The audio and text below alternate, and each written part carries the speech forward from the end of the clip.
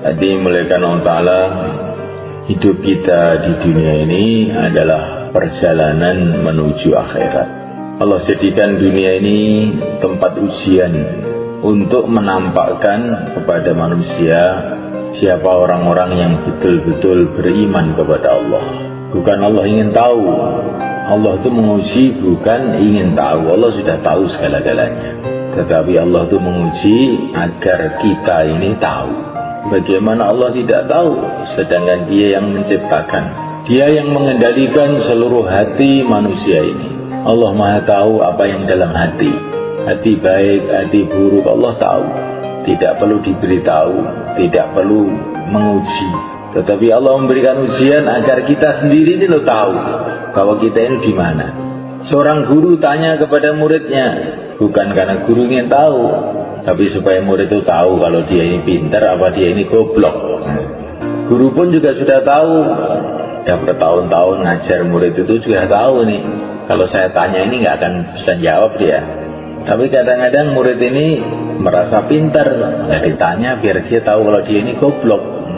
Allah Maha tahu segala-galanya, Dialah yang menentukan segala-galanya. Allah menguji manusia dengan macam-macam keadaan. Keadaan itu dua aja, keadaan menyenangkan, keadaan menyusahkan. Wa nabluukum bisyarri wal khairi fitnah atashkurun. Aku akan menguji kepada kamu dengan kebaikan dan keburukan. Allah datangkan perkara-perkara yang baik, yang menyenangkan. Allah datangkan perkara-perkara yang buruk, yang menyusahkan. Disitulah tampak bagaimana iman kita. Kalau orang itu imannya benar, maka menghadapi perkara yang menyusahkan, dia tawajuh kepada Allah. Karena yang menyusahkan ini pada hakikatnya Allah pula yang mendatangkan. Kalau dia menghadapi perkara yang menyenangkan, hatinya juga tawajuh kepada Allah. Karena yang menyenangkan ini pada hakikatnya Allah pula yang mendatangkan. Bila Allah menghendaki, yang menyenangkan tahu-tahu berubah jadi menggembirakan, jadi menyusahkan. Yang menyusahkan tahu-tahu menyenangkan. Menghadapi teman, hatinya tawajuh kepada Allah. Menghadapi lawan, hatinya tawajuh kepada Allah. Lawan dan teman semuanya dikendalikan oleh Allah. Bila Allah menghendaki kawan jadi lawan, bila Allah menghendaki lawan jadi kawan. Orang-orang kafir di Mekah ini memusuhi Nabi, mengangkat pedang untuk Nabi, tapi akhir-akhirnya menjadi pembela-pembela Nabi. Kita tidak tahu, hati kita hanya tawajuh kepada Allah. Ini kalau iman itu benar itu begitu, menghadapi apa saja hatinya kepada Allah. Hasbunallah, cukup Allah. Kita ini adalah hamba. Hamba tidak punya apa-apa. Kita tidak berhak menilai Tuhan. Kenapa Tuhan berbuat begini? Kenapa Tuhan berbuat begitu? Itu bukan hak kamu. Urusan kamu itu adalah apa yang harus kamu kerjakan. Apa perintah Allah untuk kamu. Itu yang kamu pikirkan. Apa yang akan dibuat oleh Allah, itu bukan urusan kamu. La yus'alu amma yaf'al wa hum yus'alun. Kamu tidak berhak untuk bertanya kenapa Allah berbuat begini, tapi kamulah yang akan ditanya oleh Allah. Kenapa kamu berbuat begitu? Kenapa kamu berbuat begini? Ini perkara ini penting mulai kan.